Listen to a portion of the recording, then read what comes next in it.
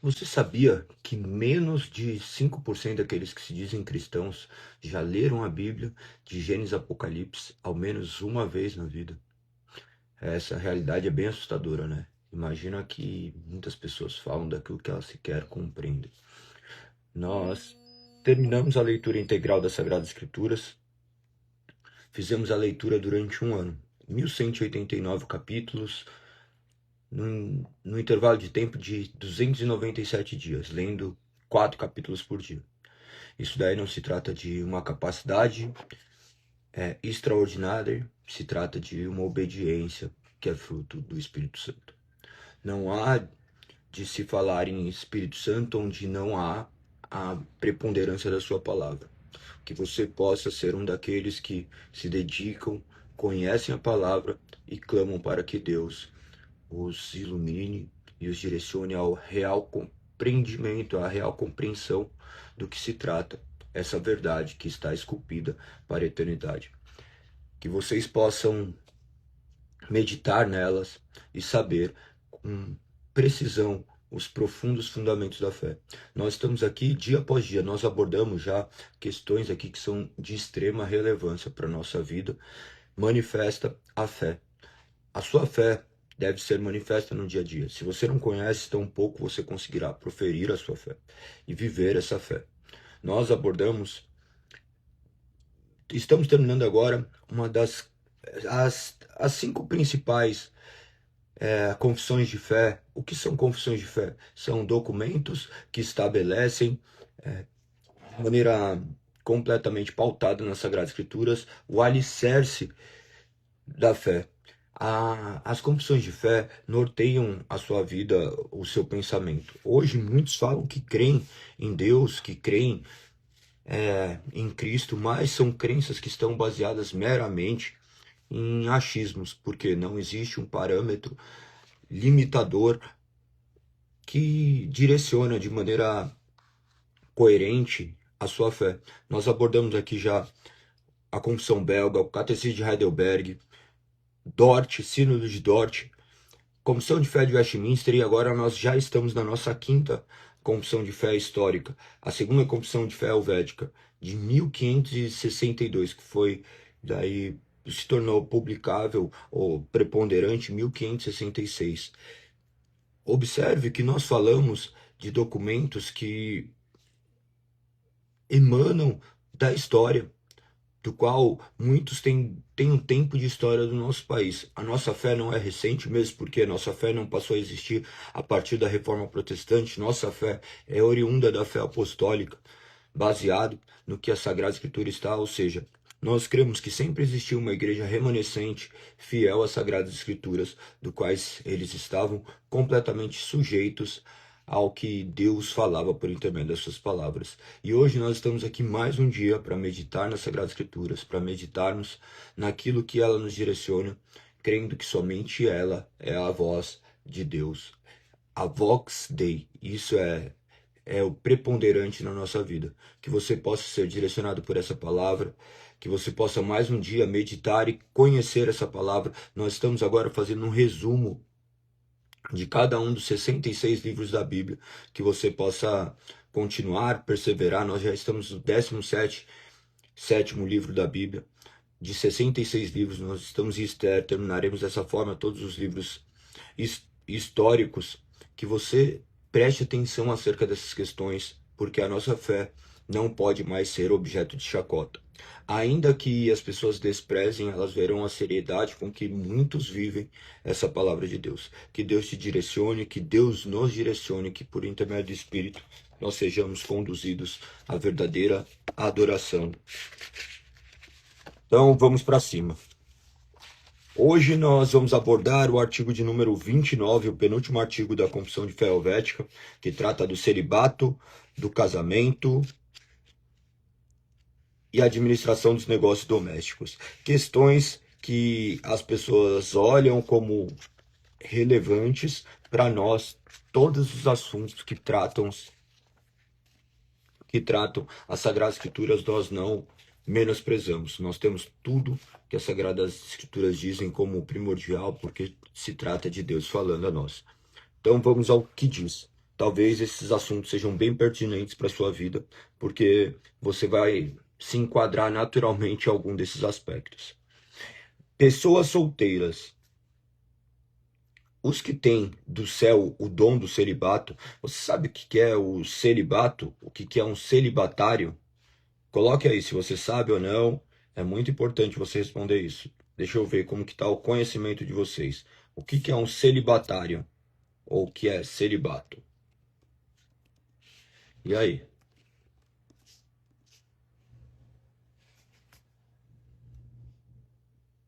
Vamos ver o nível que nós estamos, porque senão eu tenho que mudar completamente. O que é celibatário? Ó, uma não sabe, Eliane não sabe.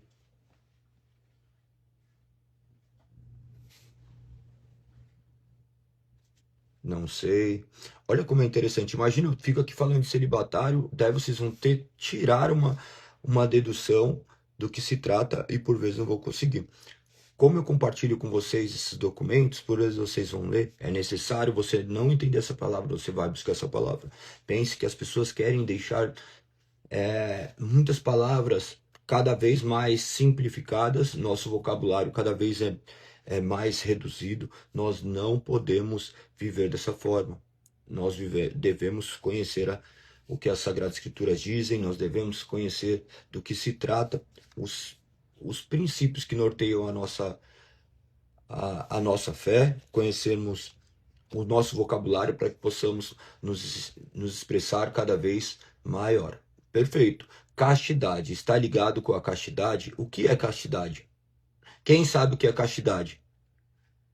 Olha aí. Acontece muito isso comigo, tá? Às vezes eu vou explicar alguma coisa para as pessoas.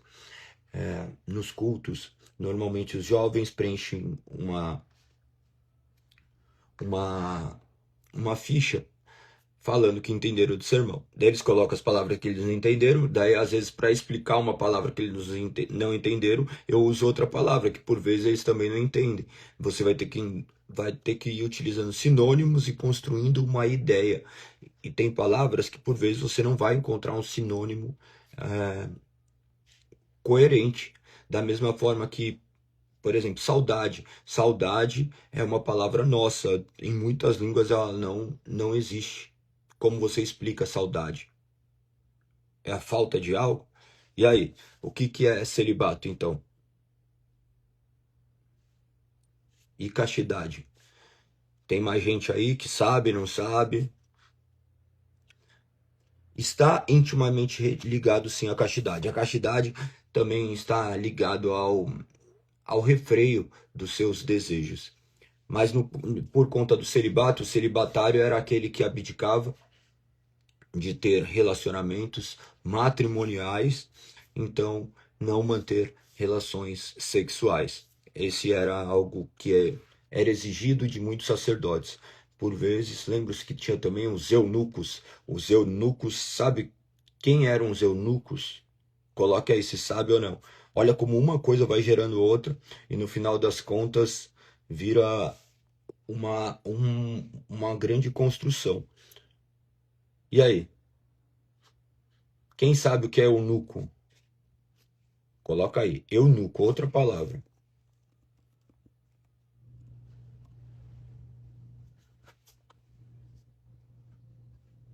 E aí? Quem eram os eunucos?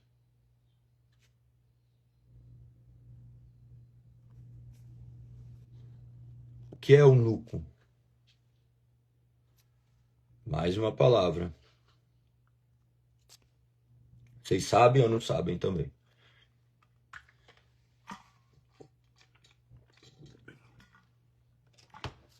Os eunucos, os eunucos eram aqueles homens que cuidavam.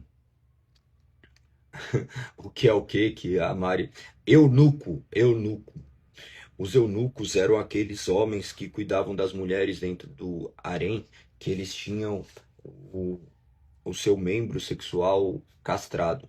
O seu pênis era dilacerado, de maneira que daí ele não poderia ter relações sexuais com as mulheres do harém dos reis. Então, eram os eunucos. Então, já entenderam, né? Olha aí, então, vamos lá para as pessoas solteiras. Então, temos que voltar para, para as definições.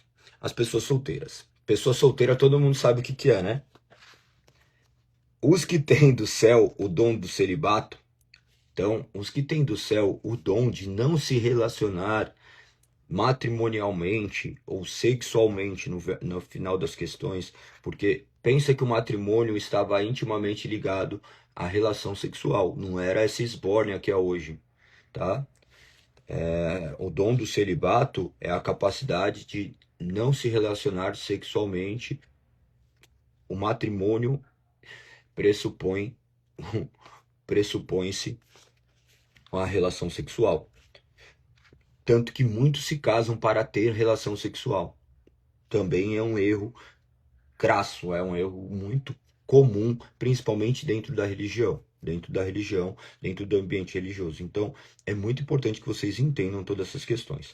Os que têm do céu o dom do celibato, de modo que, de coração ou de toda a alma, podem ser puros e continentes e não são levados pelos ardores do sexo. Sirvam ao Senhor nessa vocação, enquanto se sentirem dotados do dom divino. E não se julguem melhores do que outros, mas sirvam o Senhor continuamente em simplicidade e humildade. Conforme 1 Coríntios capítulo 7, versos 7 e seguintes. Estes estão mais aptos a lidar com as coisas divinas do que aqueles que se distraem com os interesses particulares de uma família. O que ele está dizendo aqui? Ele está falando que naturalmente aqueles que têm o dom do celibato, eles por óbvio poderão se dedicar de maneira mais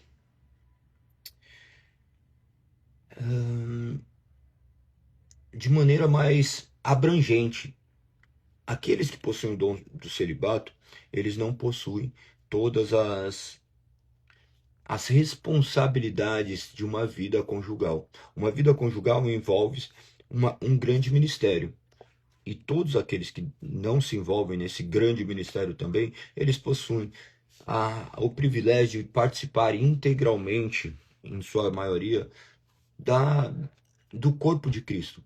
A pessoa que é solteira, ela possui mais liberdade. A pessoa que possui um relacionamento, por óbvio, você já vai ver que ela está restrita a um monte de coisa. Ela vai fazer coisas que ela não tem nem vontade de fazer, que ela vai ter que fazer por conta da sua família, por conta do seu filho, por conta do seu cônjuge, por conta da, da sua sogra, da família que você arrumou. Então, se torna algo muito mais abrangente. Ao passo que aqueles que praticam o celibato, que possuem o dom do celibato, porque se trata de um dom, eles vivem de uma maneira um pouco mais dedicada ao Senhor. Um pouco não, muito mais dedicada ao Senhor. O celibatário, ele é mencionado durante as Sagradas Escrituras em muitos pontos, muitos pontos. Você vai ver Paulo falar que a recomendação dele às vezes é para que não case. Ele fala dessa forma. E observe que nós temos que entender quais são as ideias de Paulo e quais são as ideias de Cristo. Nós vamos ver uma ordem de Deus para que nós nos uníssemos a uma só mulher e nos multiplicássemos. O homem deixa sua mãe, une-se a sua mulher, se torna uma só carne. A mulher, da mesma forma, se torna essa função reprodutiva. Este é o padrão, mas Deus ainda, mediante a sua providência, ele ainda capacita pessoas a viverem de maneira celibatária e tudo bem, nós não vamos entender muito como tudo isso funciona. Um ponto muito interessante de abordar aqui é no caso de pessoas que eram homoafetivas e depois ocorre a sua conversão, a sua regeneração, e ela passa a compreender que esses desejos não fluem de uma natureza que emana do Senhor, segundo a sua soberana palavra. E ele, por vezes, restringe-se a não mais ter nenhum tipo de relação, porque a maneira como ele encontrava prazer era num relacionamento com uma pessoa do mesmo sexo, e isso daí ele já entende que contraria aquilo que Deus estabeleceu. Então ele reprime isso, então ele pratica esse dom do celibato, o dom do qual é Deus o capacitando, e ele vai vivendo As pessoas olham, ah, galego, mas a pessoa daí ela está vivendo infeliz. A felicidade dela não está em justamente satisfazer os seus próprios desejos, mas sim de obedecer àquele que os chamou das trevas para a maravilhosa luz. Então, muito hoje se fala acerca dessa questão, mas de maneira completamente deturpada. A pessoa, ela não que reprime simplesmente os seus desejos, mas os seus desejos são completamente direcionados. A fonte de prazer dele não está mais naquilo que ele sente, mas naquilo que ele sabe que é correto e faz tudo para a glória de Deus. Essa questão é uma questão bem debatida, mas que é muito clara mediante as Sagradas Escrituras. Observe que um simples argumento isso daí pode ser destruído. As pessoas olham, às vezes, pessoas que possuem ainda trejeitos e casaram com mulheres e falam assim, ah, a pessoa está reprimindo algo dela. Não se trata de reprimir, se trata de obedecer. Tem amigos que foram convertidos, que praticavam a homossexualidade, se converteram e servem fielmente ao Senhor, mantendo relação com uma só esposa. Muitos se casaram, tá? Muitos se casaram.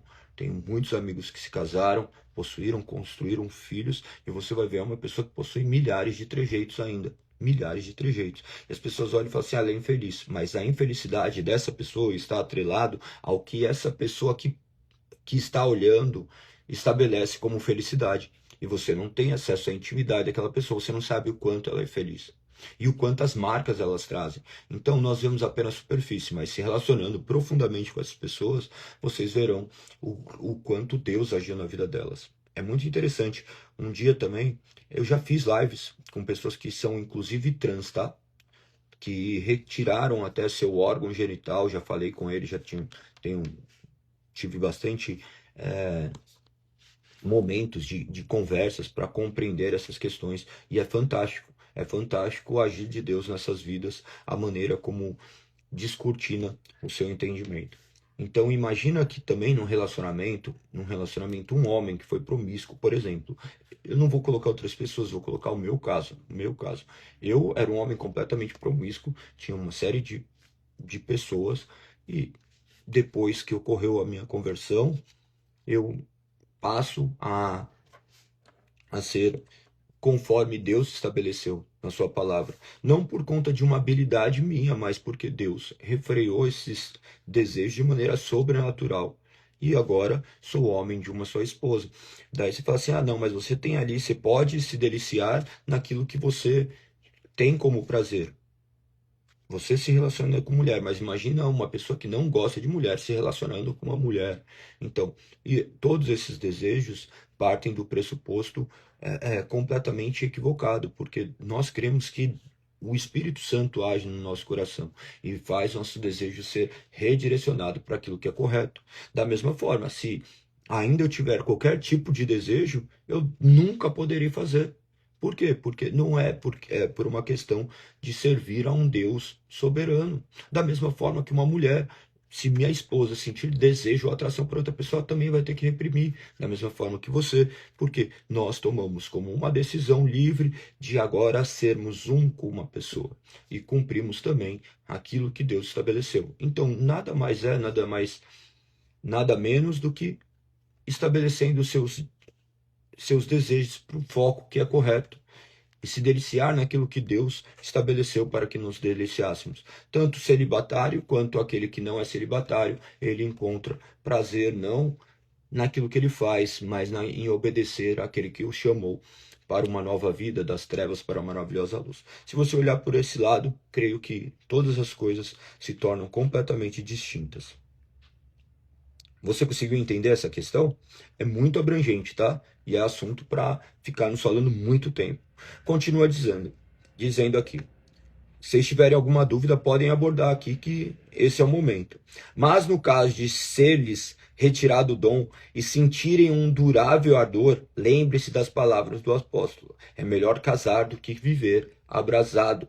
1 Coríntios capítulo 7, verso 9. Depois leia lá 1 Coríntios capítulo 7, você vai ter uma compreensão acerca disso.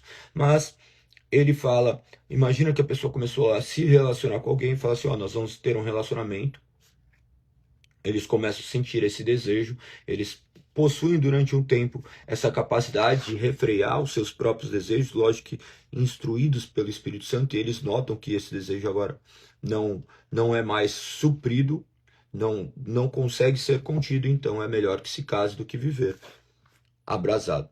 Então, pense muito em relação a quanto a isso. Você não se relaciona para casar, você casa para se relacionar, e o relacionamento não está ligado ao prazer que uma pessoa pode te oferecer. Muitas pessoas chegam e falam assim, mas como que eu só vou ter relacionamento depois do casamento? Por quê? Se você tiver relacionamento antes do casamento, isso te gerará milhares de feridas.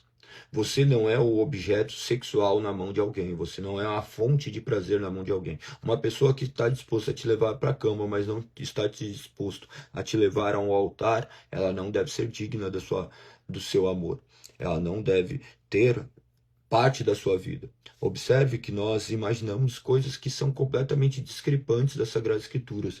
As pessoas hoje procuram ter pessoas do quais elas possam saciar a sua necessidade por prazer. Pessoas escolhem seus companheiros mediante a sua atração física, mediante o prazer que ela pode te proporcionar.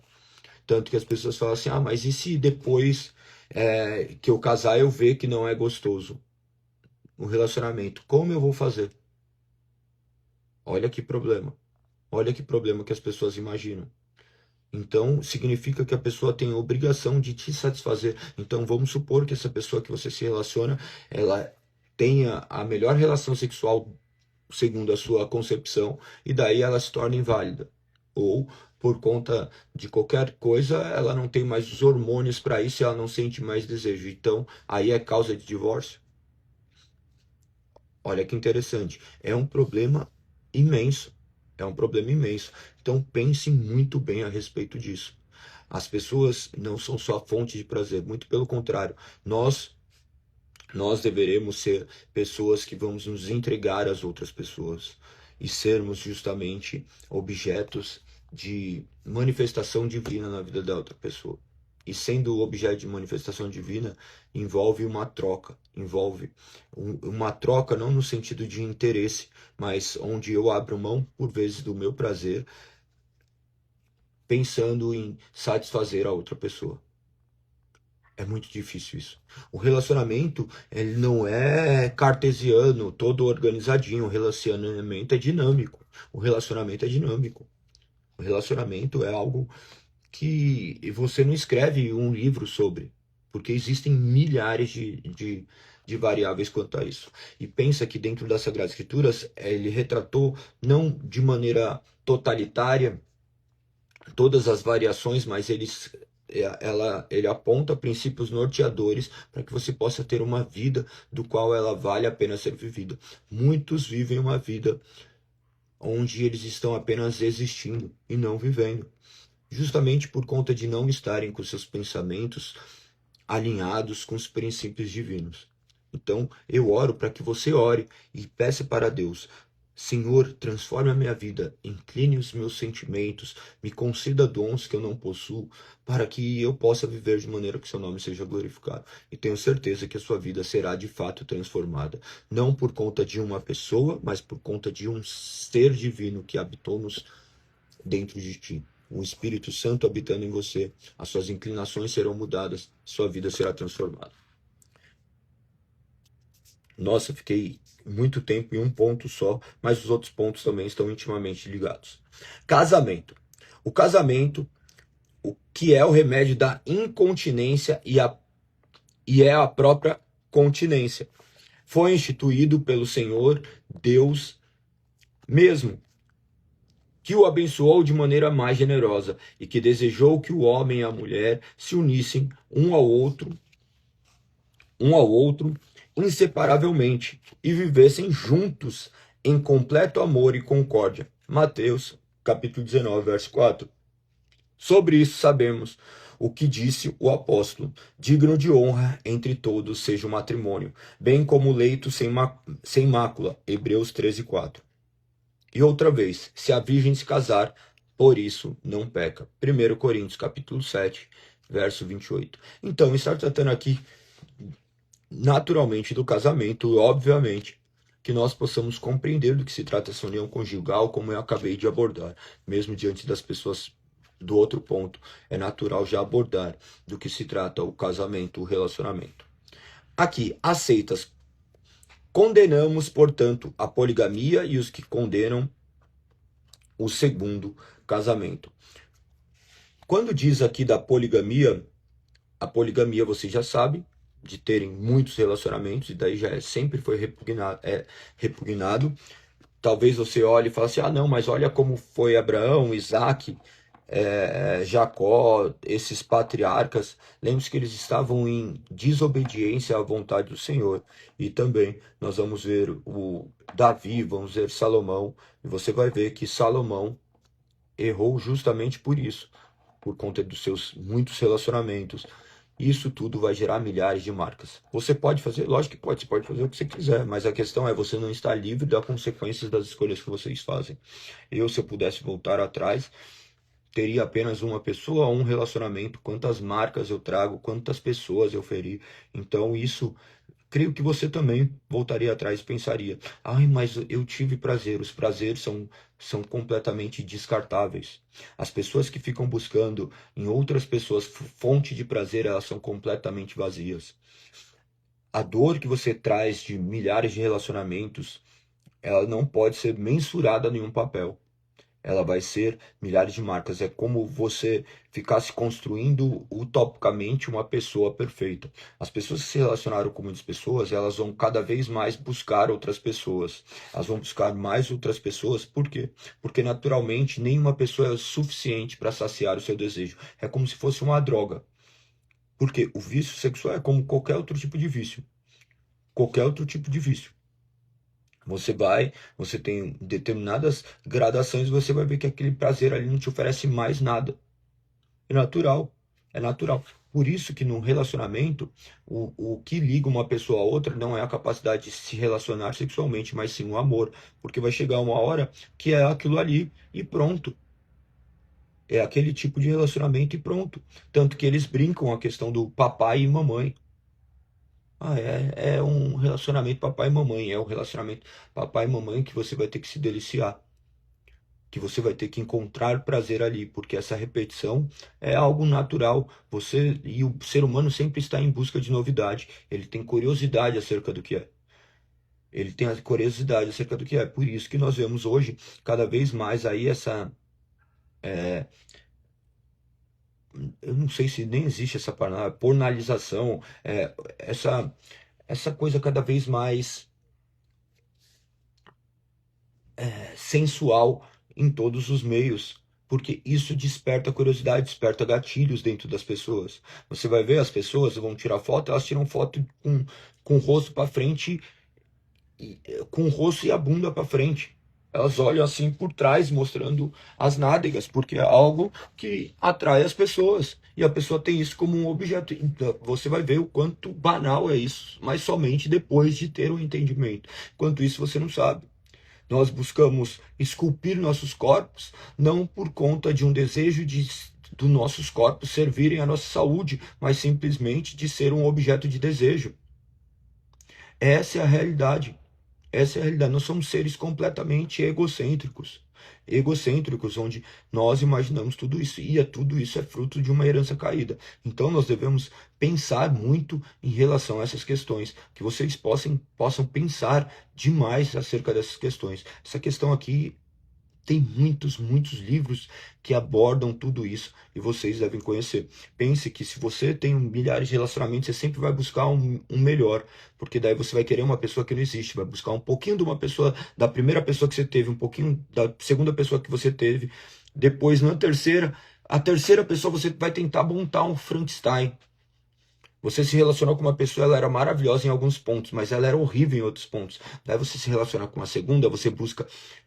Você fala, nossa, ele é muito bom nisso daqui. Você se atrai por uma pessoa que era muito antagônica à primeira pessoa. Daí você fala assim, nossa, ele tem aquilo que ele não tinha. Mas daí você vai ver que falta aquilo que o primeiro tinha. Daí você vai construindo milhares de coisas. Você fala assim, e aí? Você é insaciável. Então, que você se satisfaça naquele que pode te satisfazer. Que é o único que pode satisfazer todos os seus desejos. É Cristo Jesus. E não é um desejo meramente fugaz que se acaba em poucos segundos, porque no final das contas tudo se resume a um orgasmo. Quando acontece, depois que acontece, vem a mesma sensação do que qualquer tipo de droga. Qualquer tipo de droga que você usufrui é simplesmente aquele momento que você está ali, depois vai vir a sua depressão, depois vai vir o seu senso de culpa. É a mesma coisa. É a mesma coisa. Você vai ver uma pessoa quando está tomada por isso.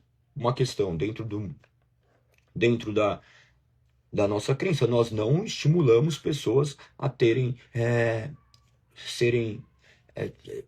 objetos de prazer próprio. Isso daí se resume-se em se masturbarem. Por quê? Porque você não foi feito para ser a sua própria fonte de prazer. E você naturalmente vai ter que imaginar milhares de coisas. Você vai utilizar uma série de pensamentos impuros para se autossatisfazer e se autodestruir. E se autodestruir. Vai chegar uma hora que os seus sentimentos ali não vão ser mais o suficientes. Você vai ver essas pessoas que se tornaram pedófilas, essas pessoas que se tornaram estupradores, eles partem de pensamentos simples, da mesma forma que tudo na vida começa pequeno e ele vai se estendendo, porque você é insaciável. Nós somos seres insaciáveis. O ser humano é um completo vazio até que se encontre em Cristo. Portanto, que Cristo os encontre. Por isso que você deve buscar conhecer cada vez mais aquele Deus que você diz servir. Perfeito? É muita questão aqui, muita questão. Então, isso nós estamos falando das seitas. Então, aqui vai abordar a questão da poligamia e também o condena o segundo casamento. Lembre-se que naquela época tinha milhares de pensamentos, da mesma forma que hoje, algumas pessoas também condenam esse tipo de coisa, mas nós devemos olhar segundo a Sagrada Escritura. O segundo casamento está abordado em causas legítimas de divórcio, ou no caso de morte, tá? Que são justamente essas causas. Então, se o seu cônjuge morreu, você tem direito a casar novamente. Algumas pessoas entendiam que não, e o que não condiz com as Sagradas Escrituras. Continua dizendo, como deve ser contraído o casamento? Ensinamos que o casamento deve ser contraído legalmente no temor do Senhor, e não contra as leis, que proíbem certos graus de consanguinidade, a fim de que o casamento não seja incestuoso. Você sabe do que se diz isso, né? Você não pode casar com parente, porque senão é um casamento que é considerado incestuoso. O casamento deve ser feito com consentimento dos pais ou dos que estão em lugar dos pais, acima de tudo, para o fim para o qual o Senhor instituiu o casamento. Observe que essa questão de consentimento dos pais está atrelado a uma vontade de Deus, porque nós devemos prestar honra ou respeito ou obediência aos nossos pais, ainda que eles já sejam mais velhos, então nós obedecemos, entendendo que nossos pais devem estar de acordo com isso, porque eles são também fonte de autoridade e governo sobre as nossas vidas. Claro que a sociedade não entende assim, mas nós não estamos falando da sociedade, nós estamos falando de princípios divinos. E aqui também era resguardado isso. Acima de tudo, para o fim para o qual o Senhor instituiu o casamento. Além disso, deve-se além disso, devem conservar-se santos com a máxima fidelidade, piedade, amor e pureza dos que se uniram. Portanto, evitem as discussões, as dissensões, a lascívia e o adultério. Então, ele já traz uma série de recomendações acerca de casamento. Essa live aqui poderia durar horas e horas, porque esses assuntos são infinitos, tá? Então, isso daí é pressuposto básico de um relacionamento, e as pessoas não vivem isso, tá? As pessoas não vivem isso. Nós vivemos uma era de completo adultério, de pessoas vivendo de forma completamente vazia, pessoas que se relacionam com qualquer pessoa. Se a mulher tiver consciência de a pessoa que ela se deita pode ser um potencial pai dos filhos dela, ela fala, não, mas eu uso métodos contraceptivos, eles são 100% seguros, me mostra um que é 100% seguro. Não existe nenhum método contraceptivo seguro. A partir do momento que existe uma penetração, já existe a possibilidade de ser gerada uma vida ali. Então, se essa vida for gerada, meu Deus, que Deus nos guarde. E eu dou graças a Deus, imagina, eu fui um cara muito promíscuo, eu tenho 2 filhas de pessoas diferentes, que eu me relacionei muito rápido, e rapidamente tivemos filhos. Em 3 meses já engravidaram. Lógico que 3 meses já é tempo suficiente, né? Porque uma vez já é o suficiente. Mas imagina outras pessoas que me relacionei de maneira completamente aleatória, sem nenhum tipo de contraceptivo, como isso poderia ter sido destruidor e quanto isso pode ter sido destruidor. Imagina que podem existir pessoas aí que não conhecem seu próprio pai. E todo homem que teve qualquer tipo de relação pode ter acontecido isso, ou se não, ter um pai que não é o seu próprio pai. Tem um amigo meu que reconheceu um filho, o filho tinha 1 ano, porque daí foi ver que o filho não parecia com o pai, a mãe daí começou a buscar quem que era. E aí? Olha essa questão. É destruidor, é destruidor. E nós vemos milhares de casos em relação a isso. Portanto, que você preste atenção nessas questões. Isso daí está sob sua responsabilidade em ser obediente ao que o Senhor diz por intermédio da sua palavra. Então, que você aquiete, que você busque no Senhor a sabedoria e peça para que o Espírito te direcione e te guarde para que você glorifique o nome dele. Fora o matrimonial, devem ser estabelecer cortes legais na igreja, tendo juízes santos que possam cuidar dos casamentos, reprimir a impureza e a imprudência, diante dos quais se resolvam os conflitos matrimoniais. Dentro da igreja, nós temos autoridade para falar acerca do relacionamento com determinadas pessoas, com aquelas pessoas que são membros. Lembre-se que o relacionamento delas partem do pressuposto que pertence ao Senhor, então não se trata de invadir privacidade, mas de ser remédio enviado pelo Senhor para que eles sejam tratados. Algumas pessoas, por óbvio, não vão entender isso, mas isso é o princípio do cuidado de Deus para com essas vidas. Então, as pessoas devem estar sujeitas a esse pastoreio. O pastoreio está, assim, justamente te guiar por um caminho que você não está andando. Preste muita atenção quanto a isso. A criação dos filhos. Devem os filhos ser criados pelos pais no temor do Senhor e devem os pais prover o sustento dos seus filhos, lembrando-se do que disse o apóstolo. Ora, se alguém não tem cuidado dos seus, especialmente de sua própria casa, tem negado a fé, e é pior do que o descrente. 1 Timóteo capítulo 5, verso 8. Mas devem principalmente ensinar seus filhos para terem uma carreira ou profissões honestas com que possam manter-se a si mesmos. Devem conservá-los afastados da ociosidade e em tudo inculcar neles a verdadeira fé em Deus, a fim de que, pela falta de confiança ou demasiada segurança, ou pela feia avareza, venham a tornar-se dissolutos e a fracassar na vida. Aliás, é muito certo que as obras praticadas pelos pais com verdadeira fé, mediante os deveres domésticos e a administração da sua casa, são aos olhos de Deus santas e verdadeiras boas obras. Observe que está falando de boas obras porque pense que esse homem foi regenerado por Deus. Regenerado por Deus, ele pratica as boas obras, porque a intenção dele é glorificar o nome de Deus. E além da sua intenção, porque agora ele intencionalmente faz, ele obedece aquilo que Deus disse, o Espírito age no coração dele e faz com que essas obras se tornem belas e boas, porque partem do pressuposto que é Deus agindo por intermédio deles. Essas obras devem glorificar a Deus e devem ser manifestas a toda a sociedade. Então, o homem que cuida da sua casa, cuida do seu lar, glorifica a Deus. Não são menos agradáveis a Deus do que as orações, os jejuns e as obras de beneficência. Pois assim ensinou o apóstolo em suas epístolas, especialmente das dirigidas a Timóteo e a Tito. E com o mesmo apóstolo incluímos entre os ensinos de demônios e a da doutrina dos que proíbem o casamento e abertamente ou criticam ou indiretamente desacreditam, como se fosse santo e puro. Aqui no finalzinho, ele traz, com o mesmo apóstolo, incluímos entre os ensinos de demônios, olha que profundo, e da doutrinas do que proíbem o casamento e abertamente o criticam ou indiretamente desacreditam, como se não fossem santo e puro.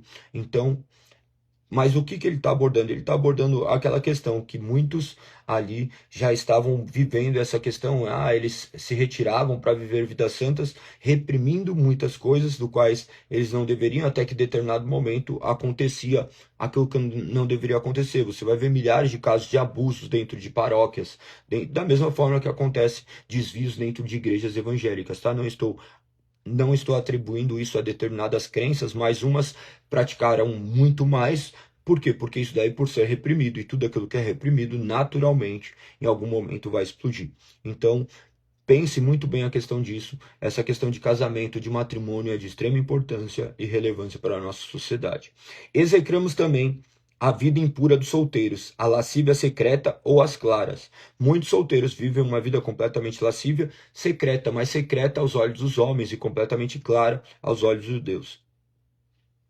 E a fornicação dos hipócritas, que simulam continência, sendo os mais incontinentes de todos. Fornicação é relação fora do casamento. Isso é repugnado por Deus e, naturalmente, as pessoas que assim estão, elas sofrem a consequência dos seus próprios atos. A todos estes julgará Deus. Não desprovamos as riquezas do que as possuem, quando são piedosos e fazem bom uso dela. Mas rejeitamos a seita dos apostólicos e etc. A seita dos apostólicos também estava atrelada àqueles homens que viviam de maneira ascética. O que é ascética? Reprimindo esses desejos de maneira veemente, com uma falsa aparência de piedade. Eles faziam isso como uma automutilação, uma auto-penitência, mas que em nada contribuem para a glória de Deus. Então pense muito bem a respeito disso. Essas questões são bem importantes. Leia com bastante atenção. Depois pesquisem essas questões que são mais particulares. Se vocês tiverem dúvidas, depois falem comigo, mandem mensagem que nós podemos conversar acerca disso ou também fazer outras lives nesse sentido. Agora vamos falar rapidamente, brevemente, acerca deste livro de número 17, encerrando dessa forma um livro dos livros históricos, que correspondiam a 12 livros, 12 mais 5 dos livros da lei, então 17 livros terminados. Esther, que estava ali no meio de Esdras, olhando temporalmente, você vai ver que os principais personagens são Xerxes, Vaxi, Esther, Ramã e Mordecai. Você sabe que Mordecai era quem era, que você possa olhar. Você já deve ter lido esse livro, então se você não leu, eu espero que você leia, porque ele é bem breve. A principal divisão aqui vai do capítulo 1 ao 3, onde tem essa ameaça dos judeus, do 1 e 2, onde você vai ver Esther se tornando rainha. A primeira rainha era a rainha Vashti, do qual se negou a cumprir aquilo que o senhor dela tinha estabelecido, que o rei tinha estabelecido. Ela se torna rainha depois, mediante toda um agir, um agir no final das contas soberano de Deus, mas que acontece de maneira completamente natural. Uma grande marca do livro de Esther é não ter o nome de Deus ali mencionado, e de forma que você pode ver a providência de Deus mediante aos acontecimentos naturais. Embora o nome de Deus não fosse descrito, ele é o plano de fundo de todos os atos. Quando ele não foi mencionado, mas ele estava completamente vivo, manifestando que a sua vontade foi feita, mesmo o homem fazendo planos, a resposta final vindo de Deus, manifestando o cuidado para com seu povo. Pense que eles estavam em meio a um exílio, onde corriam o risco de ser completamente exterminados por conta de uma obra de uma natureza humana, da mesma forma que Satanás sempre tentou subjugar o povo, sempre tentou exterminar o povo. Lembre-se de Moisés ali sendo resgatado perante um decreto do rei do Egito, fazendo com que todas as crianças fossem mortas, as mais novas, e ainda Deus preservando. Então, o homem pode fazer planos completamente destrutivos, mas a sua providência sempre haverá de chegar. Então, essa história vai retratar justamente isso. O capítulo 3 vai ter Ramã planejando a destruição dos judeus. Capítulo 4 a 10 você vai ver o triunfo dos judeus. Capítulo 4 e 5, a intervenção e estratégia de Esther. Esther sendo ali provedora e agindo de maneira muito sábia diante das circunstâncias do quais ela estava vivendo. Capítulo 6 e 7, Ramã é humilhado e derrotado, aquele que tinha armado tudo para a sua própria glória. Ele se vê objeto de destruição, ele se vê objeto de escárnio, pagando com a sua própria vida. Capítulo 8 e 9, os judeus vencem seus inimigos e começam a comemorar a festa de Purim. Lembre-se do que Ramã tinha feito. Ele havia estabelecido um decreto onde poderia ter em determinada data o extermínio desses judeus. e Deus, de maneira providencial, por intermédio daquelas vidas, fez com que seu povo fosse preservado e ainda o seu nome ser glorificado.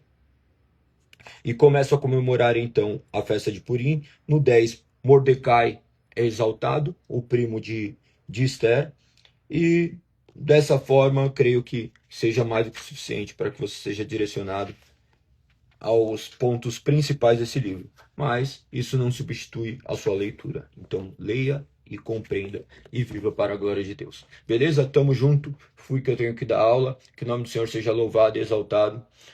Até amanhã, se Deus assim permitir, 5h59. Não se esqueça de deixar o comentário que você achou da live, do que você tem pensado. Vamos conversar muito sobre isso. É necessário que haja diálogos para que possamos crescer. Que Deus seja louvado, que Deus o abençoe, que Deus te direcione. Que tudo que foi dito aqui seja para a honra e glória do Senhor. Que o Espírito Santo se encarregue de transformar essas palavras e gerar mudança no seu coração. Beijo, fui, tamo junto.